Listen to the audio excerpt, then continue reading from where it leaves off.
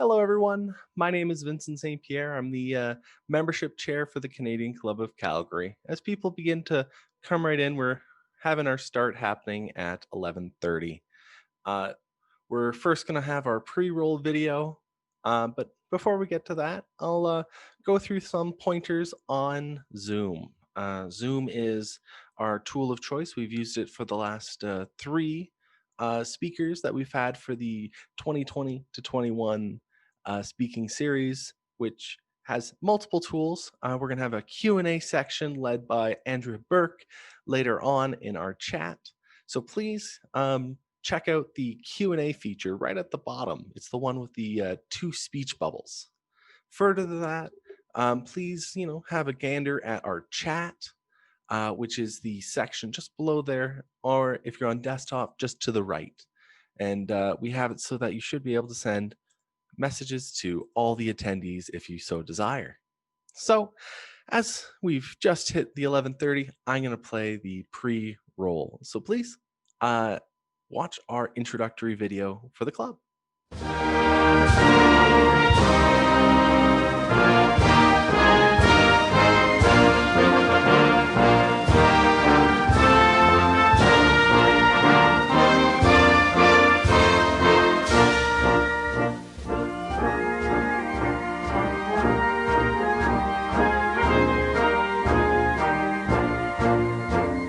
Of Calibre. We have Richard Hare, President.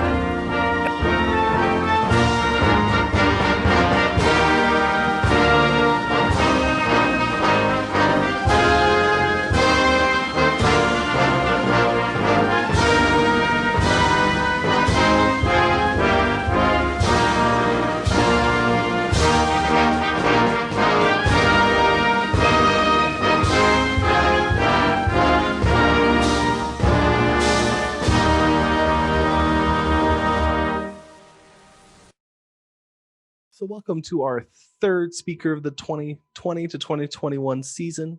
My name is Vincent St. Pierre. I'm the membership chair for the Canadian Club of Calgary. Just highlighted the tools that are available with Zoom, our platform that we're using for our speakers for this season. You can note on the bottom of your screen, there's a Q&A section. So when we get to the Q&A section, but also when our speaker, Lieutenant Colonel Jaime Phillips asks for, a question or maybe even an answer, we also have the chat feature as well. So please do engage with us as we go through this presentation and as folks join the Zoom meeting. So first off, I would like to introduce our land acknowledgement speaker. It's going to be Marg Eaton, and she's going to be speaking to us and actually showing and sharing why it's important to speak to our issues as treaty peoples. So, Marg, good morning. I would like to take this opportunity to acknowledge the traditional territories of the people of the Treaty 7 region in southern Alberta. The city of Calgary is also home to the Métis Nation of Alberta, Region 3. So next, we have Sally Lewis, who's going to lead us through a reflection. Thank you, Vincent. Although Remembrance Day is past, we shall always honor our military and their sacrifice. Today's reflection is a poem written by 14-year-old Joshua Dyer. 1,000 troops are walking side by side, singing songs from home, the spirit as their guide. They walk towards the light, they walk towards the sun. They talk and laugh and smile together, no foes to outrun. These troops live on forever in the hearts of those they saved, a nation truly grateful for the path of peace they paved. They march as friends and comrades, but they do not march for war. They step closer to salvation, a tranquil, steady core. The meadows lit with golden beams, a beacon for the brave. The emerald grass untrampled, a reward for what they gave. They dream of those they left behind and know they dream of you. Forever in those poppy fields, there walks 1,000 troops. Thank you for your attendance today, and I now ask my co-chair, Susan Jolliffe, to welcome our speaker, Lieutenant Colonel Jaime Phillips. Thank you. There we go. Hello. Well, good morning, and thank you very much for all of you that we can't see out there, but we're so glad that you have zoomed in with us today for our November luncheon with the Canadian Club of Calgary. As just mentioned, I'm Susan Jolliffe, and I am the co-chair of the Speakers Committee for the Canadian Club of Calgary. And it is my pleasure and honor, I could say, today to introduce our speaker, Lieutenant Colonel Jaime Phillips. Jamie will be speaking from a very unusual posting today. She is in Mali. Now, I am a geography graduate, but I still wasn't exactly sure where Mali was, so I looked it up. It is in Africa, not quite on the coast, but the western side of Africa. So we're going to welcome her from there and many time zones away. Jamie was born in Fredericton, New Brunswick. She attended the Royal Military College in Kingston, and she received her BA in Military and Strategic Studies. She has also completed a Master's in International Studies, and she is presently working on her PhD at RMC's War Studies. She has completed field instruction courses as well as combat team leadership courses, and she has put all of these talents to work in Afghanistan, where she was the first female artillery troop commander in Kandahar, all at the age of 24. Lieutenant Colonel Phillips continues to aid in the breaking of notions that women cannot succeed in roles traditionally set for men in the military. We are very honored today to have Lieutenant Colonel Phillips as our November speaker. Thank you very much. Excellent. So we now have Lieutenant Colonel Jaime Phillips to give her presentation. Hi, can you see me okay? I think you lost me right at the perfect moment there, just as Susan finished her intro. It's all working. Great. Thank you so much, Susan, for the kind introduction. And thank you to the Canadian Club for having me here today. It's a great honor for me as well, and I'm looking forward to a bit of a different version of my normal presentation.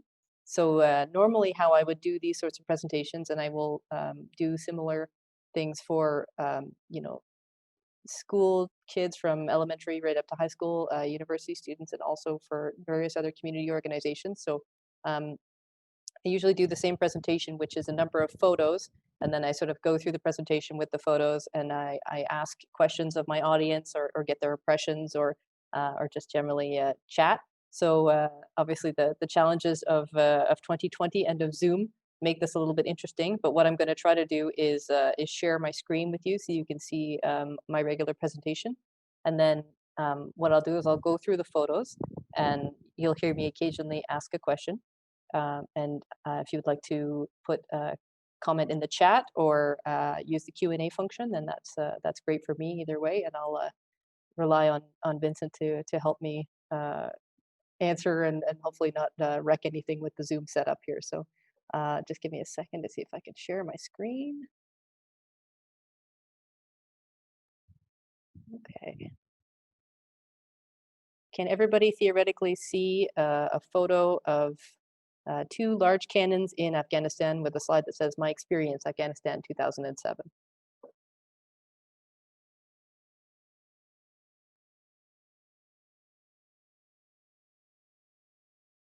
Okay, I'm going to go with yes, if I didn't hear anybody saying no. So what you can see here is, so this is my troop. As Susan said, I was an artillery troop commander in Afghanistan in 2007. What you can see in this picture, and the reason why it's one of my favorite pictures, obviously, is because you can see the Canada flag. You can see what Afghanistan looked like in the countryside. So you can see there's no wall, there's no fence, there's no protective barrier, there's no base. We're actually deployed just out in the middle of a field, and so you sort of make it your home, and you do what you can to make it livable and comfortable for your soldiers. So you can see us there living quite austerely, but it's also very beautiful. So it's for me, it's Afghanistan was definitely a dichotomy. So I'll switch to the next slide.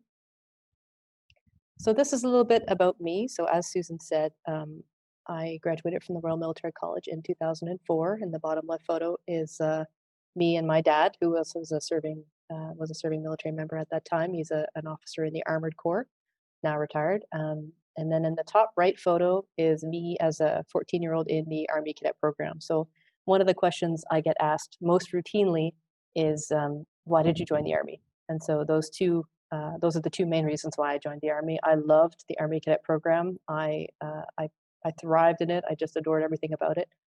So it was a natural next step for me to go to the military college. And then in the bottom right-hand picture, you'll see it's my 10-year anniversary from graduating from the military college, and I'm there with some of my amazing and inspirational girlfriends. That is the other reason why I love the Army and why I think it's an amazing opportunity, is the friendships and the networks and the just amazing people that you get to spend your time with. So some of my favorite pictures to give you a little bit of a start off about me.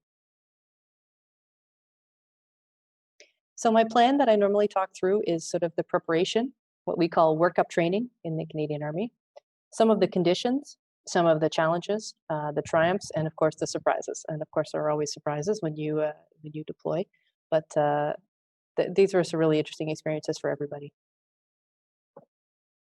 So to start, I always like to show where we did our workup training. So as you can see, it's in Alberta. Normally this is where I would ask, anybody from age, 5 to 100. Does anybody think that Alberta makes a lot of sense to do workup training before you go to Afghanistan?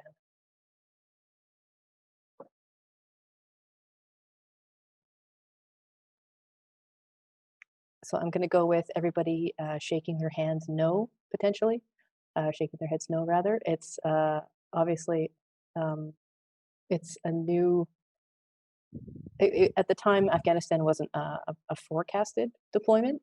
So during the later deployments, Canada did change and do our workup training in some southern parts of the United States that are more desert-like, more Afghanistan-like, in order to make sure it was a proper, an equivalent sort of training. But because this was one of the earlier tours, we were just doing what we could. So it was quick to get ready. And we had a lot of lessons learned still at that time, which is really interesting too, to be a part of that particular deployment. So I'll go to my next slide. And so now what I would normally ask, I'll just check if I've got anything in the chats here. Okay.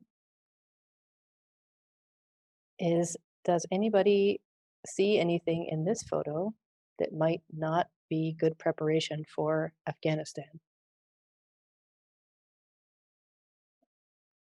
Okay, so I'm seeing something happening here in the chat. Snow, yes, snow, the cell phone, excellent. So you got them all. A lot of layers at the top left, perfect. So those are my top 3, you got them all. So snow, obviously, not ideal for training for an extremely hot weather environment, not for humans and not for equipment. So all of our equipment behaves differently in the freezing cold than it does in the boiling heat. So that was an interesting experience for sure.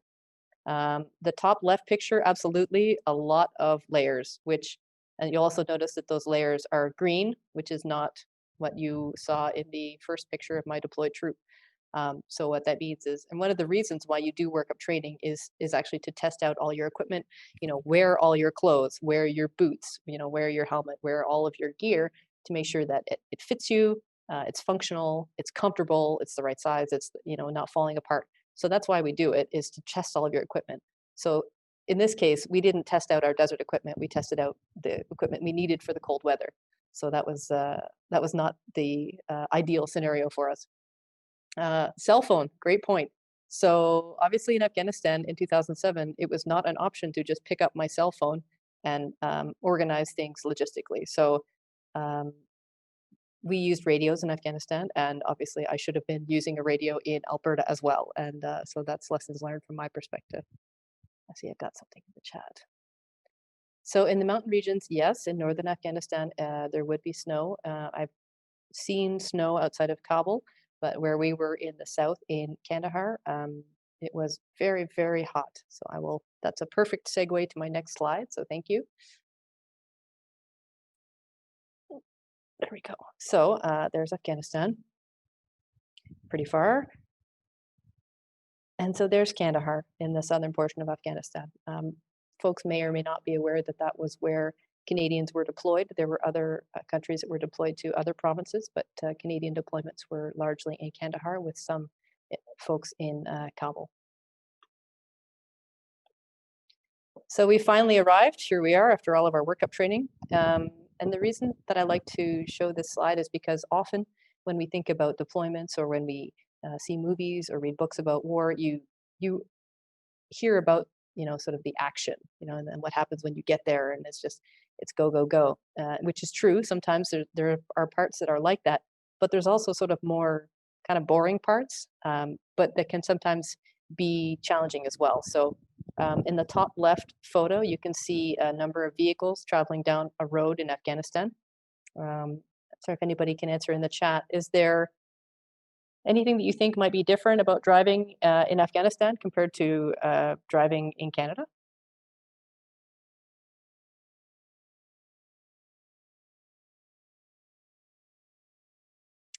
No paved roads, absolutely. One lane, no gas stations, absolutely. 100%. So the challenges of driving on a road that is not paved, there's no traffic signs, there's no lines, there's no road signs, and sometimes there are other vehicles, which obviously we're doing our best to not be a huge disruption or cause problems for the local population always. The other thing that you'll notice in that picture is that a bunch of those vehicles are armored. Some of them are pickup trucks. Some of them are sort of larger 10 tons for carrying gear, which means, of course, they'll all travel at different speeds. They all thrive in different sorts of environments or have trouble in different sorts of environments. So depending on the situation, depending on the road. Also, you'll see there's a lot of vehicles there, which is really challenging. I don't know if you've ever tried to do travel in a convoy, even if it's just, sometimes a 2 or 3 car convoy on a camping trip or something like that. It is challenging. You got to keep everybody together. You got to keep everybody in contact and good communications with each other in case you do have any issues on the road. So it was something that, just driving seems like it would be intuitive, but there are definitely, although there's other challenges associated with that. Just see what else is in the chat. IEDs, absolutely. So because they were not paved roads, that does make them a tempting target for IEDs. So obviously we have certain precautions that we take and certain drills that we do in order to keep an eye out for those. The dust, absolutely, very challenging because with the armored vehicles, as a crew commander, you have your head sort of poked out of the top. So the dust is definitely a challenge, absolutely. So IED is an improvised explosive device, which is, so it's an explosive that's fashioned out of really anything that the enemy can find. It could be a mine, it could be an unexploded ordnance of a different variety. And then just sort of using materials from around the house, they sort of make a roadside bomb that then is typically either buried or hidden behind something. And it can be detonated either with a remote or with a radio or with a pressure plate. So there's lots of different ways, and that's what makes them so hard to find, is that there's such a variety of them and they're so different. So that was a big threat in Afghanistan, and I think the bulk of the injuries sustained by Canadians and deaths were attributable to IEDs. Thank you for reminding me to define that. So in the bottom left-hand corner, you can see a young Jamie standing and basically just chatting with my soldiers. And what we're chatting about is our rules of engagement. So rules of engagement are something that we have whenever we leave Canada and whenever we are in a war zone. And that explains to us what you can and what you cannot do. And the rules of engagement become really important in that really heated moment of battle. So what we're doing there is we're practicing and we're talking through scenarios, because sometimes, even though you have a little soldier's card that maybe you keep it in your pocket, and so you have them handy if you need to check something specific as part of your rules of engagement.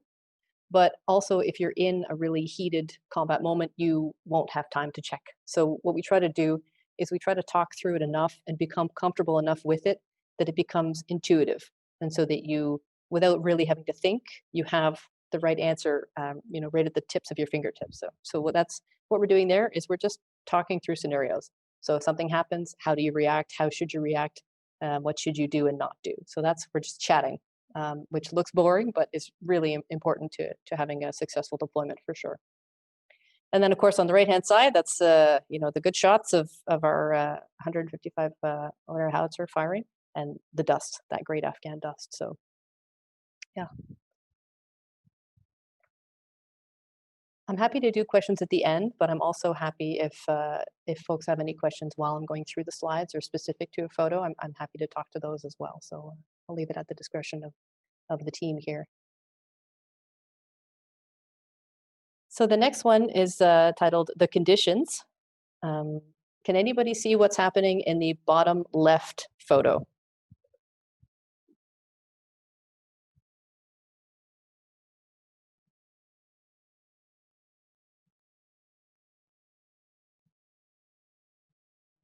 So it's a soldier leaned over a 2007 Dell Toughbook, I'm pretty sure, which is attached to a tiny satellite dish, which is strapped on the top of our armored vehicle. So yes, absolutely, internet communication. The reason I love this photo and the reason that I like to show it and I like to talk about it is because when we talk about, you know, the First and Second World Wars, there's often letter writing as a component of that, or a source of information about it. And so that was something that I didn't really think about before I deployed, but now, you know, we have the means of being in communication a lot more frequently. Although in 2007, you know, with an internet connection on the top of your armored vehicle in Afghanistan, I'm not going to say it was the most amazing connection in the world, but I was able to send an email home, you know, once or twice a month to either my family or friends, and just let folks know that it was going okay.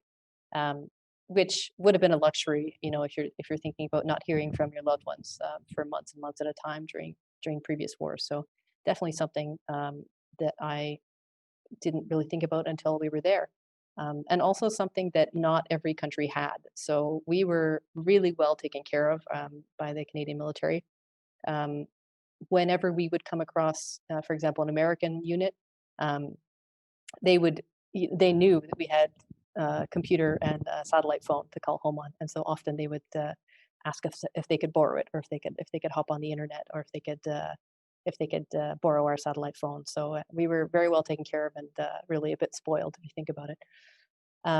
Any censorship or monitoring of that email traffic? I don't know specifically. It was a satellite internet that was a contract, so potentially. But we also are under, you know, restrictions for operational security. So if you're sending an email back, you know, you don't mention where you are specifically. You don't mention, you know, where you're going, or if you're heading out on an operation, or anything specific like that, just for the safety and security of your soldiers. So we got a lot of briefings and presentations on that before we arrived. So I think everybody was very careful about it. Can anybody see what is happening in the bottom right photo?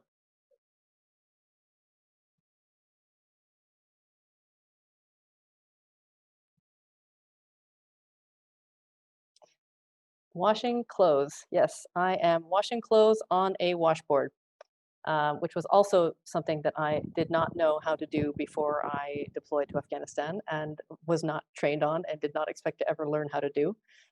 But funny story. So what happened was, what would normally happen in a theater of operations, or in Canada, if you're on an extended training exercise, you'll have 2 laundry bags, and you'll have 2 or more, hopefully, sets of uniforms. And what you'll do is you'll package your stuff up, you'll put your name on your laundry bag, and you'll send it away on a truck. And then, you know, a week or 2 later, the truck will find you again, deposit your clean clothes, and you'll give them the dirty ones. So it's usually contracted out, or it's taken care of on, like, for example, we had the Kandahar airfield, which was a large base. So it would go into the Kandahar airfield and then be returned to us. But what we were finding was that we were moving around too rapidly. And so our laundry was not catching up with us again. So sometimes you might put your laundry on a truck, and that it might not come back to you again. So we became a little risk adverse to sending away our uniforms, and decided that we would instead ask if they could send us some washboards. And then, we sort of practiced using those until we came, I'm not going to say good, but I'm going to say adequate at washing the dust and dirt out of the clothes. I think realistically, you just really lower your standards of clean clothing. And as long as everybody's the same, it's not a problem. You don't really notice it. So that was a really interesting challenge. That was not something I had predicted doing before I deployed.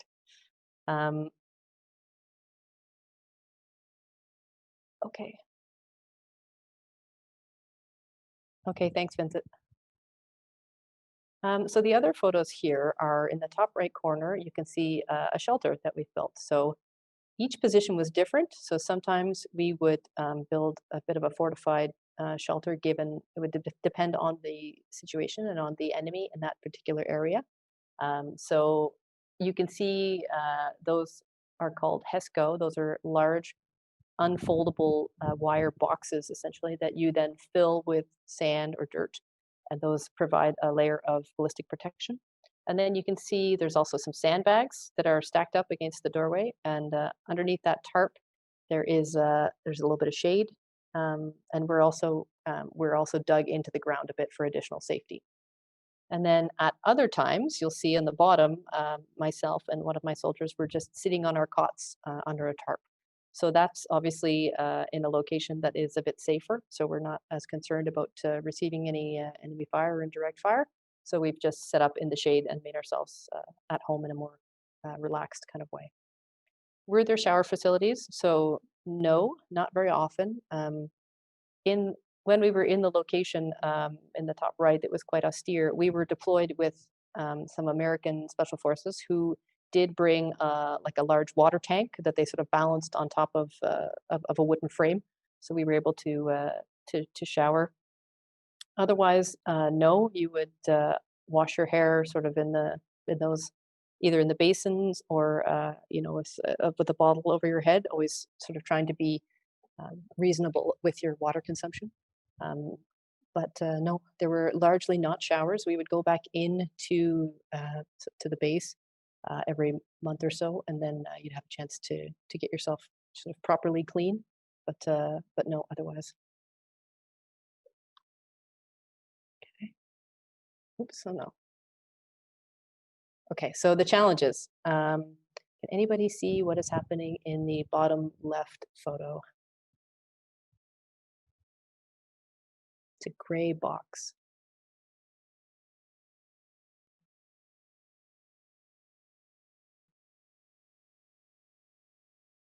It's a cooler. Absolutely right, Sally. So that is a cooler that 24-year-old Jamie, called my mommy back in Canada and said, can you please send me a cooler? Because what you maybe don't think about is that if you're going to be living outside and working outside in temperatures that are, sort of 40 degrees and higher, that bottled water that you're also drinking, and of course you're trying to be very conscious of keeping yourself, well hydrated, is going to be 40 degrees as well. And there's nothing less refreshing than throwing back a bottle of 40-degree bottled water. So what we did there was we wired the cooler to the vehicle. It's one of those ones that would go into a car plug, but obviously you can see my armored vehicle here probably doesn't have a car plug. So we've some of my brilliant soldiers have attached it to the vehicle so we can have power. And we've kept a few bottles of water in it, not too many, because you want to interrupt the capacity. But then what you'd have is you'd have access to one bottle of water a day that was particularly cool. So that would be, you'd save that for like a special moment, or if you knew that you were going to be out doing something, quite strenuous, and then you were going to be able to pop back and have your cool bottle of water. So I like to show both the ingenuity of the soldiers and also sort of the weird things that become luxury items you might not have necessarily thought of. So the next photo I normally speak to is the top center photo, which is a metal chair with a plastic toilet seat attached to it. So obviously nothing is off limits here if anybody has any questions or thoughts, but people in my experience, are curious about how it works during deployments for going to the bathroom. So what you can see in the photo is the small white bag, which is in itself a pretty self-contained little system.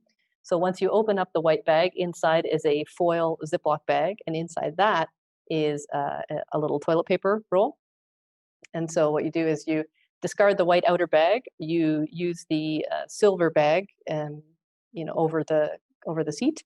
You do your business, put everything into the foil bag, Ziploc it up, and then either, depending on what your situation is, you can either transport it back for disposal, or you can burn it also, which is has its other issues, but it's all just a balance of the situation and what's available to you at the time. Any privacy? So you can see there's a little bit of a tarp around it. So we've pegged in some posts and put a small tarp around it. Not usually 360-degree coverage, but at least coverage from the side where there are people hanging out. So yeah, interesting. The top right photo I like, because if you think back to the photo of me in Alberta that you so astutely pointed out, I'm wearing a bunch of layers in. You can see here I'm wearing a bunch of layers as well, but they are a bunch of different layers. So obviously different uniform. I've got a scarf, I've got gloves, different boots, different vest. So, but still quite a lot of gear, and still very, very warm. Definitely one of the challenges is the heat in Afghanistan, as in Mali. Let's see if you can see if I'm sweating right now. So the heat was a huge challenge for Canadians. We deployed in February, which meant that we were going from obviously a cold Ontario climate to not yet a scorching climate in Afghanistan. It wasn't so unbearable, I would say, 20s and 30s at that time. But then slowly, as we moved into summer, increasing temperatures up to over 50 degrees sometimes. So it's challenging for Canadians to deploy in that sort of weather.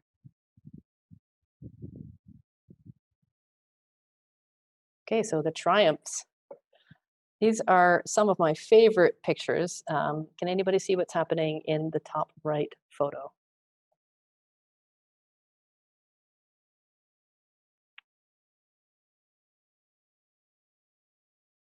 It's an Easter bunny, yes. So that is a chocolate bunny. Both the Canadian public and also our logistical support folks in the military take very good care of us. And so that was Easter, and that was me enjoying a chocolate bunny while I have my my Easter dinner, which you can see on my plate there. So just some of the small things that make it fun. And the bottom left photo, yeah, Easter dinner, absolutely.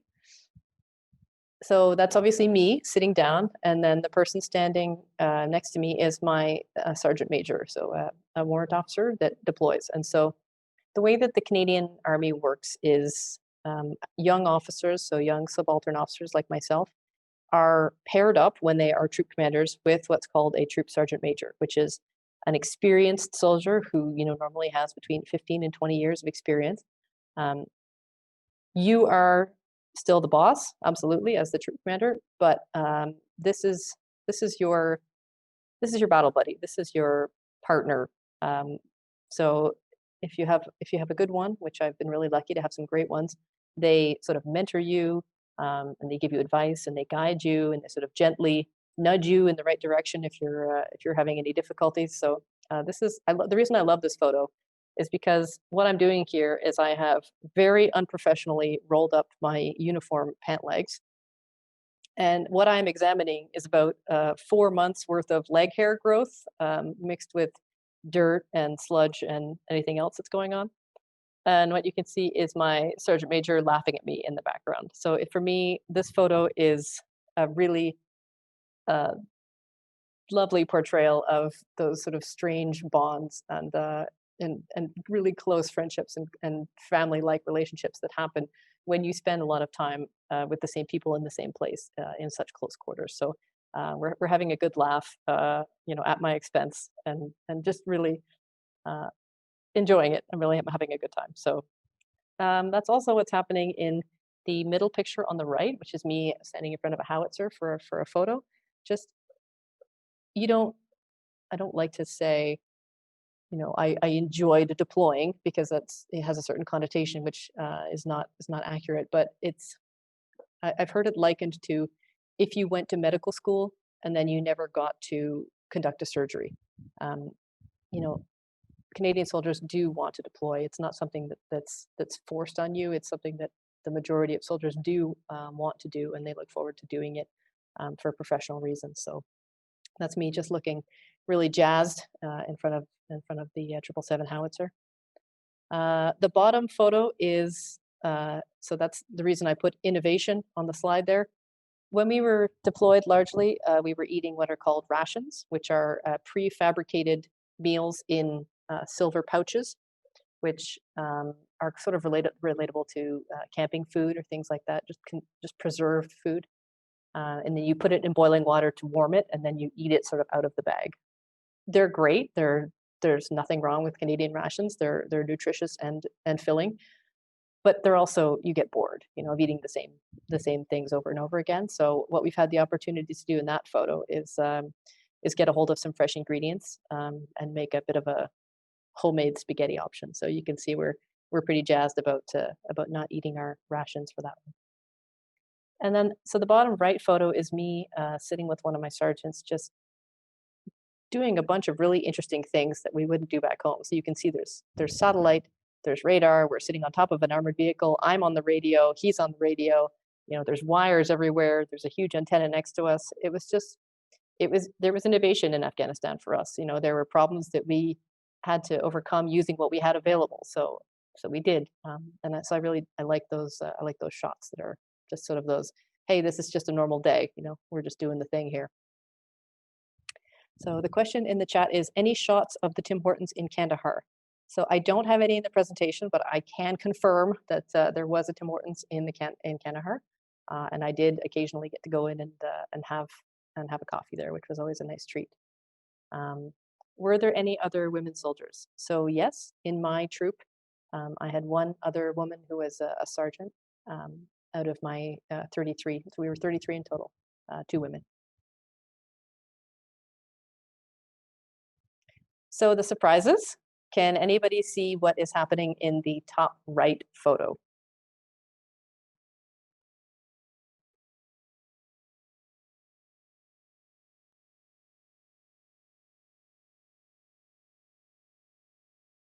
It's a turtle, absolutely. Somebody found a turtle in the desert. Yeah, absolutely. So this is a turtle, and we are in, if you remember the very first picture on the first page, we are in the full middle of the dusty bowl of the desert. There is not a stream for miles. There hasn't been a river, there hasn't been a lake, there hasn't been water. None of us understand why there's a turtle, which was, you can see why my sergeant is so jazzed about it. But that was a surprise. What about in the photo directly under him? You'll see a large tan colored spider, which is a camel spider, and was another part of the wildlife that is different than Canada. We don't generally get spiders that are that big, so that was a little bit disturbing. It could be a tortoise, 100%. What about, can anybody see in the center picture? So you can see the back end of an armored vehicle, and then you can see maybe 2 teeny tiny heads poking out of the middle of it.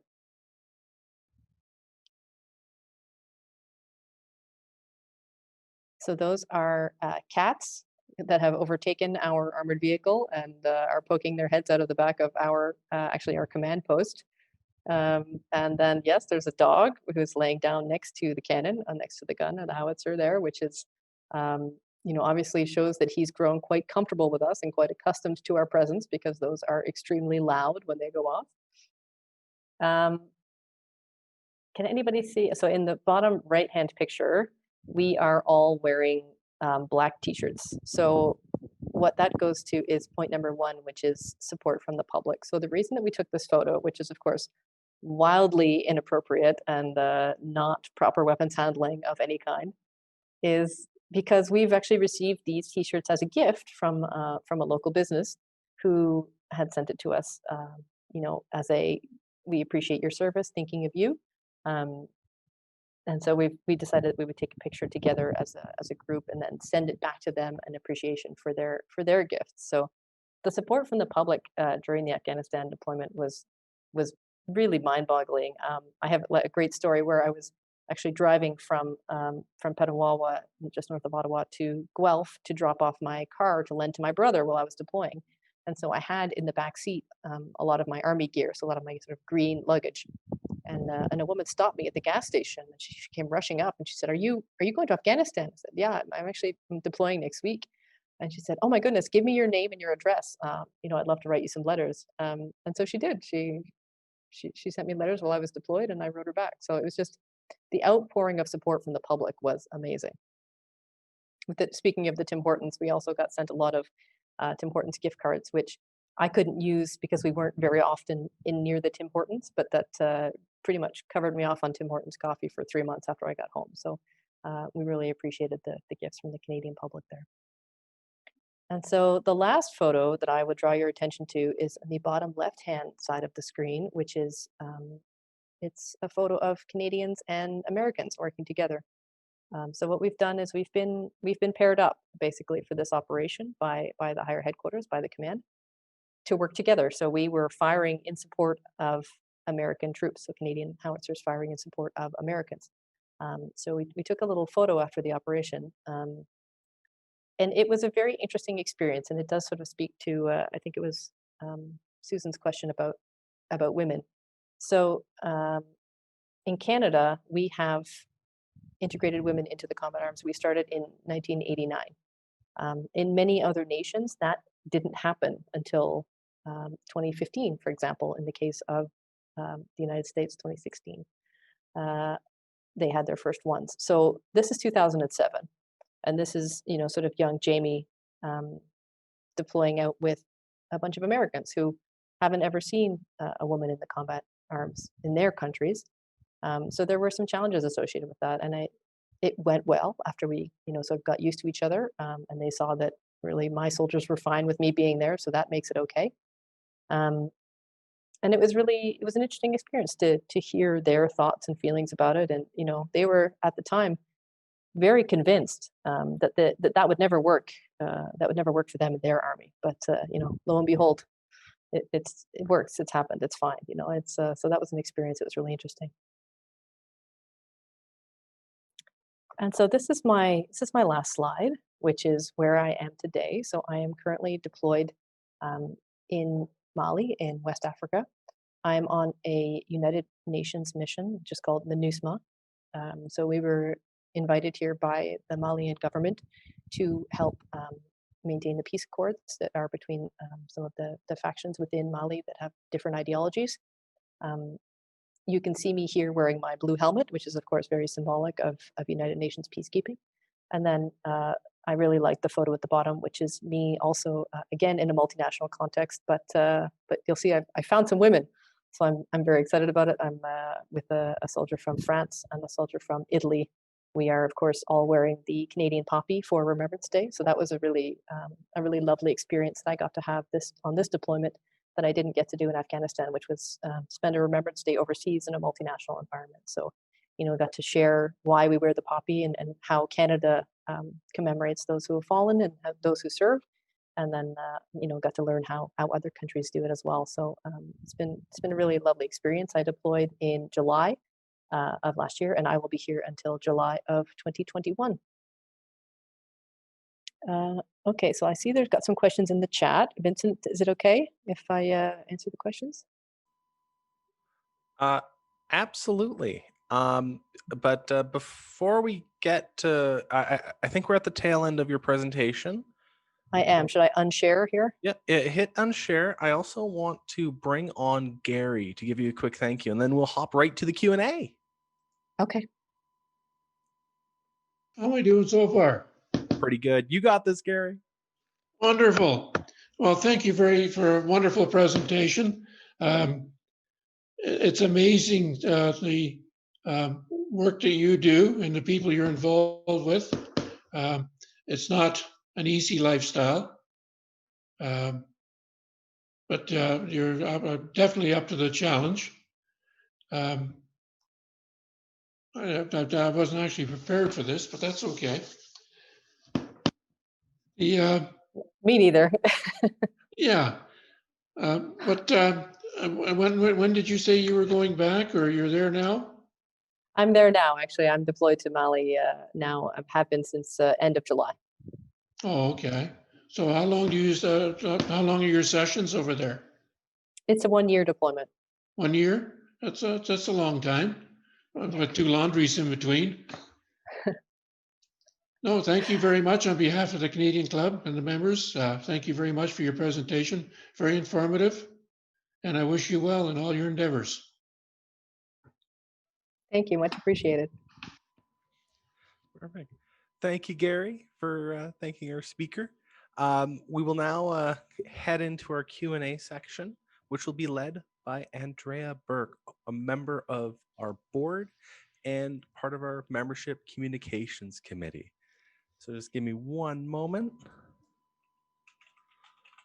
So as I'm promoting her to be a panelist, I would like to highlight 2 options to engage with our panelists today. One, we have the Q&A tool with Zoom, which is the Q&A button right at the bottom. But you can also look over at the chat. Victoria grabbed why can't Jamie just answer questions from the chat? Well, she can do that too. She's been doing it the entire time. So thank you, Victoria, for a really pointed and good question there. So if as we go through, we have about 15 minutes of Q&A, and we're going to be tying up the event at about 12:30 Mountain Standard. So, Andrea, take it away. Thanks, Vincent. Hi, Jamie. That was an awesome presentation. Thank you. Yeah. So I think people are kind of sending in their questions now, but I have a few of my own prepared that I'd like to ask. So you mentioned this briefly in your presentation, sort of about how working in multinational environments, how sort of the gender dynamics are different. So throughout your career, how have gender dynamics changed, would you say? Okay, so great question. So I think I can tie that into a question in the chat from Sally about how the men responded to having a young woman being their leader, and some of those problems were faced, and how was it handled. So what I would say is that so I've been serving for 20 years now, and there has definitely been a change. So there has definitely been a culture shift. I'm not gonna get in here and say, it's perfect. It's definitely not perfect, but there has been a huge change that I've seen. And I think probably the biggest change is it's not acceptable in a discourse. It's not an acceptable behavior to exhibit in public. You can still, obviously, everybody's entitled to have their private thoughts, but it's no longer something that somebody will say out loud, which is great. It's a great start. Obviously, I would like you to not have those thoughts too, but one thing at a time. And the other thing that we have that's great is a really a good reporting system with a lot of different options and avenues available to you. So, if you are a person in the Canadian Armed Forces, so not just women, but men also, experience bullying and harassment. If you are experiencing something like that, you have a myriad of options available to you. Maybe you can go to your boss because your boss is good. Maybe your boss is the person who's doing the bullying, so you don't feel comfortable going to them. So there's other avenues. There's 1-800 numbers. There's harassment and sexual misconduct centers. There's tons of resources available to you. You can go through your unit Padre, which is it's not as secular as it sounds. It's generally a support. It's an emotional support option. So there's lots of good options out there. So if you are experiencing issues, you have a way to address them, which is great. Yeah. So in terms of other nations and stuff, do you find that Canada has integrated women in combat roles and leadership roles more so than other countries? Oh my gosh, yes. Nothing makes you more grateful to be in the Canadian Army than deploying with other armies. Actually, I joke about it, and I'm being facetious if I have any Americans who are on the chat with me here. I love you all. Closest partner and ally we have, 100%. But so folks often ask me, how was it dealing with the Afghan National Army? Because a lot of our interactions were with not with the Afghan public necessarily, but with Afghan soldiers. And so people ask, like, how was that? That must have been very difficult for members of the Afghan National Army to see a woman in the combat arms. And sort of, you know what? They almost saw me as like enough of an alien that it wasn't really worth engaging on. You know what I mean? Like, this is just so far outside the scope of reasonable and normal that we just like, this is obviously some weird thing that Canadians do, not our Yeah, they problem. ignored it. Yeah, it's Yeah. not something that we're thinking about. But the Mhm. Americans, I think, were starting to see the writing on the wall. They were starting to see, there's starting to be shifts in discussions in government and discussions in the services that, like, hey, this is not acceptable to exclude a chunk of the population from this organization. So you're going to have to start thinking about opening it up. And I think it was because they were already starting to feel that pressure at home. Some of them did have some pretty strong opinions on it that they were more than happy to share. So that was it was. I was good just going to practice ask for if young you, Jamie. yeah, if you experienced any sort of overt aggression in that way, which sounds like you Absolutely. did. Yeah. And people are soldiers and people in the army are generally pretty open, pretty willing to share their thoughts and Mhm. feelings and opinions. So folks absolutely shared their thoughts and feelings and opinions with it. And oftentimes it was really upsetting and frustrating and hurtful for me, and would send me into a bit of a rage. But thankfully, I had my soldiers there. I had my sergeant major, my close knit sort of Yeah. family unit, my community, and they were okay with it. So it was always, that was the important reminder, was that it doesn't matter what these other people think. Your team is okay with it. They're happy. They support Exactly. you. They're here for you. So they were Yeah. encouraging. That was helpful. Yeah, and that's what matters. So Janice has a question. Reflecting back, what is the greatest legacy for the Afghan people from the many years of Canada's engagement? So that's a tough one. So my deployment in 2007 was one of the earlier ones. So the Afghanistan that I saw was having some challenges.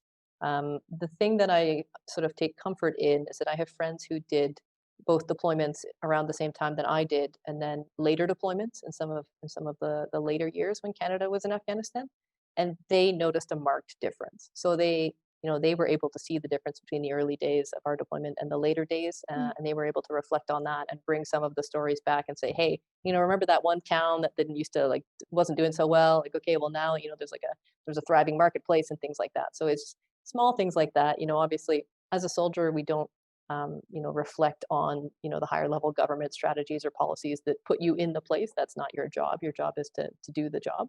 But there are smaller measures and smaller atmospherics that we can look at that dictate whether it was good or bad. Yeah. And in terms of sort of your experience in your career, how have certain like leadership styles changed throughout your career in the military? So I think there has definitely been a change. If anybody's interested, I did a bit of a podcast on leadership, which is called For Her Country, that you can find on YouTube, in support of True Patriot Love, which is about that very thing and the idea of authentic leadership. So I think when I joined, it was more or less understood that there is sort of one way to lead. But what I've seen is that it's much easier to embrace your own ethos and your own personality now. It's easier to be myself. When I joined at first, I definitely, for a little bit anyway, sort of tried to emulate the leadership that I saw, who were largely men. And yeah. So I tried to emulate them, to do things in the same way that they would do it. And it didn't work because it wasn't me. It wasn't authentic, So and soldiers can see that. It's always obvious when somebody's not being themselves, or they're trying to portray something that they're not. So it was really great. It has been really great to just see how the culture has shifted, and anybody can be in the army. It's not the movies always make it look like a certain very specific cutout version of a soldier, but that's not what the army is. The army is made up of a really broad crosscut of Canadian society, which is super cool. It's interesting because it's almost like that sort of I don't want to say stereotypical, but sort of easy thing to say of just like be yourself, right? Like be yourself as a leader. even in the military. So Victoria has a question. She wants to know if you're married, if you have children, and how that works for women in the military. So Victoria, I saw your question earlier as well. So you say, we're used to men going away, leaving wives to care for the children. How does it work for women? So for me, I have been married. I'm not currently married anymore, although I'm still good friends with my husband. He was actually on my deployment with me. So no, I'm not married. I don't have any children, but lots of women do. And so what the Canadian Army and what the Canadian Armed Forces do is they support parental leave for both men and women. So we have a year of, or more than that, depending on the situation, for your leave. You can split it with your spouse. You can do a number of different things like that. Organizations are looking at flexible work hours. Yes, there are women who are married to men who are not in the forces, but I would say more often than not, women are married to other men who are in the forces. So we call that a service couple. So if you are a part of a service couple, which I have been, then there are considerations that can be made for, trying not to deploy you both at the same time, for example. You, just like, when it was the men who were heading off and the women who were staying home, you end up with a very elaborate family care plan, which is something that we have, whether that's an actual, family officially, or that's just, it's your friends who become your family. Mm-hmm. And sort of regardless if you're the husband or the wife in that scenario, then you rely heavily on your network of friends and family to keep you through those complicated situations. And so that's one of the things that we're really blessed with, is an amazing network. I think there's always a bit of maybe a question for women on, can I have a family? Can I be successful in my career? Can I have a family? What happens if I miss a year of progression because I'm on my parental leave? Will that impact my advancement? And it is something that we take very seriously, and we consider it on an individual basis, I think, which is really important because everybody's situation is different. So it's something that if a person is potentially missing out on training because they are having a family, they should not be penalized for that. That will be, it will be considered, but it will not be used as a, she shouldn't get this because, she hasn't been here for a year. It's understood that is something that is right, is the ability to have a family and to take that time off. So I think our family policy has come a really long way. Yeah, and I think there was another part. Oh, sorry, go ahead. Oh, no, that's okay. I think, like you mentioned too, I imagine the military sort of provides you a really strong network of people as well. So there's that sort of informal support for both men and women that have families as well. So I think that's important too, to sort of, I always try to point out that, like, I don't think any of the men, in sort of the olden days, I don't think any of the men were super excited about abandoning their families for months at a time either. You know what I mean? It's not something that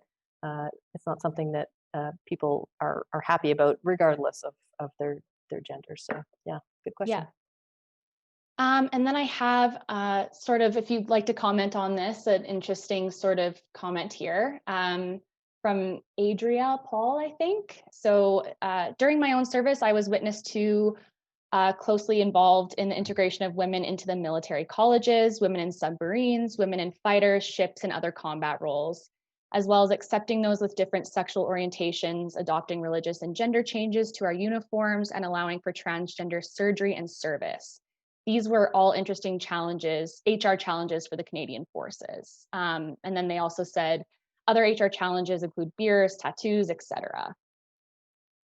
So it's actually, that's one of my second favorite parts of being deployed in a multinational environment, is being able to roll up in here and say, hey, by the way, in Canada, we're happy if you're transgender, please join. And you may have a beard and also enjoy recreational use of marijuana, as long as you're doing it responsibly and not prior to jumping out of airplanes or driving armored vehicles. So I really love how the Canadian military and the Canadian Armed Forces have worked to create, reasonable and logical rules for their soldiers. So it's, there's some stuff that's based in tradition, and tradition is great, but sometimes you need to reevaluate. Sometimes you need to look at what the situation is currently in real life. And I was actually particularly interested with the legalization of marijuana, how that was going to look, and whether the Army was going to, you know, be aligned with what the civilian rules and regulations are. Because what can happen is sometimes the military likes to take a tougher stand on things, but what that generally does is creates a standard that's not really achievable to enforce.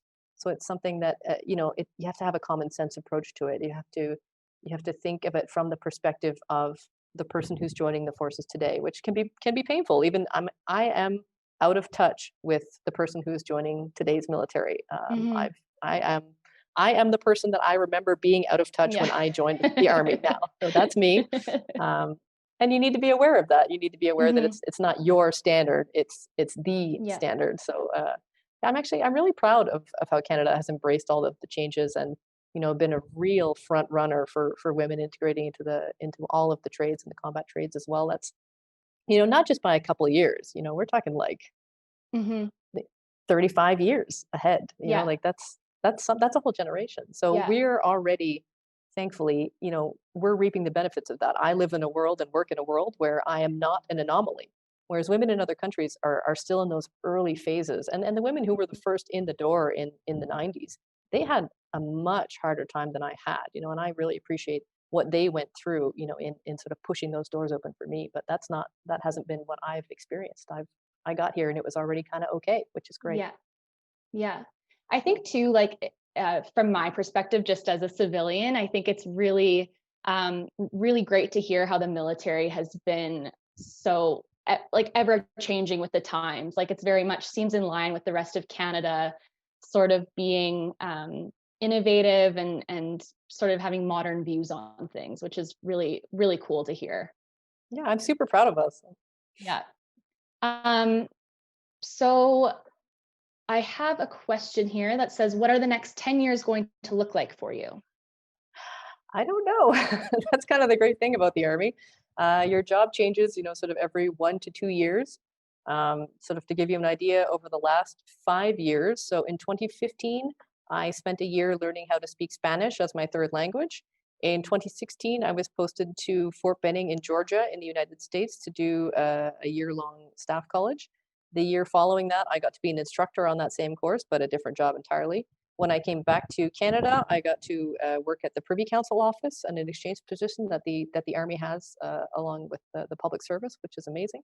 And then the year after that, I got to be the assistant to the Army commander. So I have Wow. no idea. And now I get to spend a Yeah. year in Mali.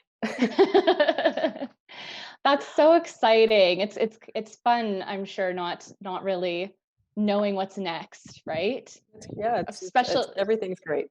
yeah. Um, let me see. Sorry, I'm technology, right? Uh, yeah, so Adria is actually Paul Conway, so he's the president of the Edmonton Canadian Club. Sorry, Paul. Yeah, sorry. Not even close. And he said, so I feel so very sorry for the regressive steps imposed recently on our American service comrades. I think so. What we always, obviously, the last few years for the United States have been some interesting ones, certainly at the political level.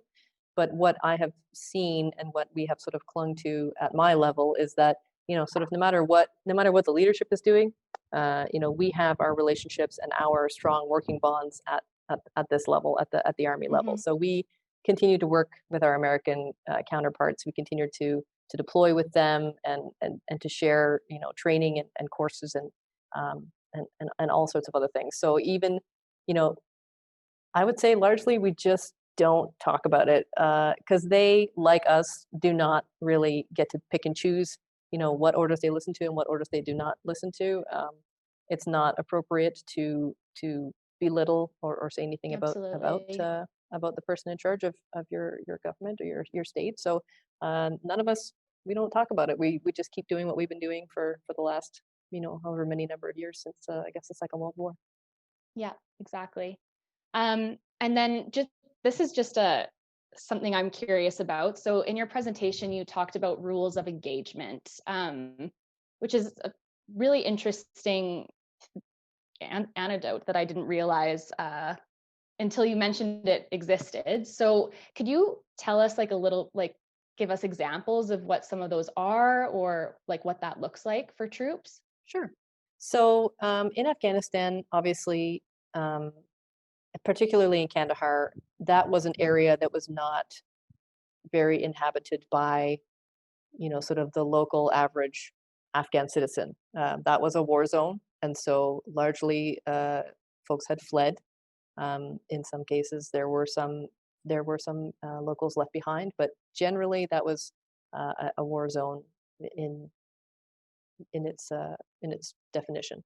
But that's still, if you're fighting an unconventional enemy or a terrorist or an insurgent group type enemy, as we were in Afghanistan, it's not always abundantly clear, who you're fighting sometimes. So it's not when you're, when you're fighting the Russians, they're wearing a uniform, things like that. It can make it very tricky to identify who is an insurgent or who is the enemy and who is not.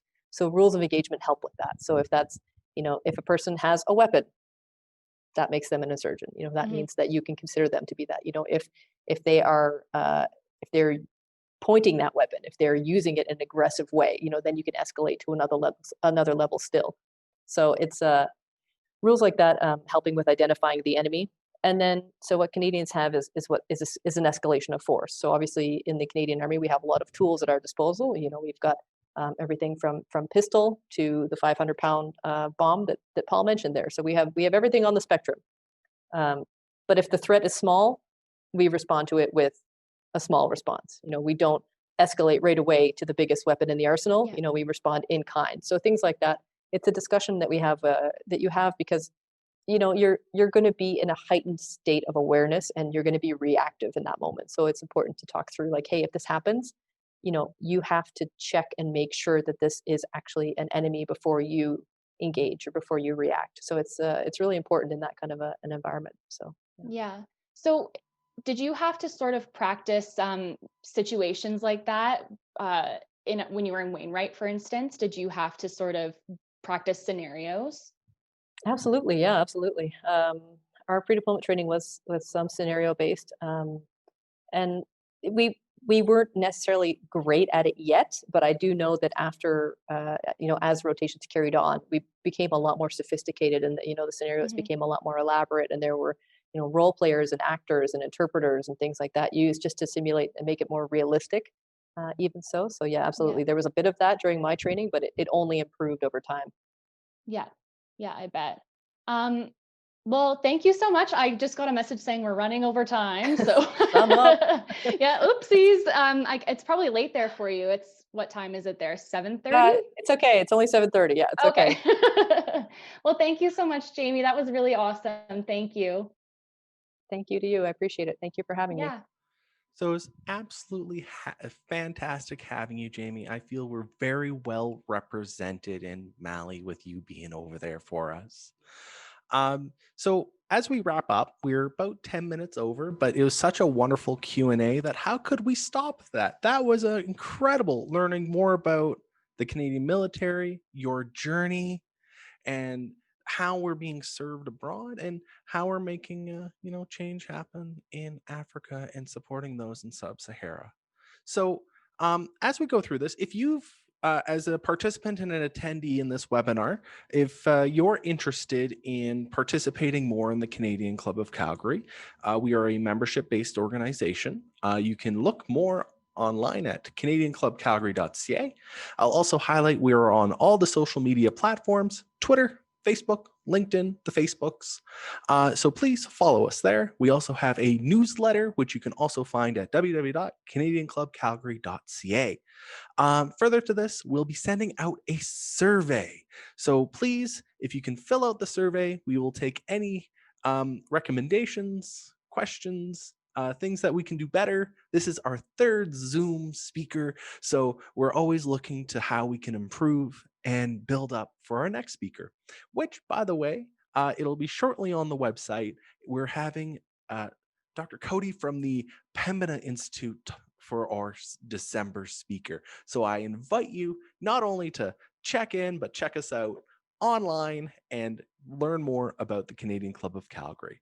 So without further ado, thank you for joining us. Thank you, Jamie. Thank you, Andrea, for running an excellent Q&A. And thank you for participating with us today with the Canadian Club of Calgary. Thank you, Jamie. Thanks again. Bye.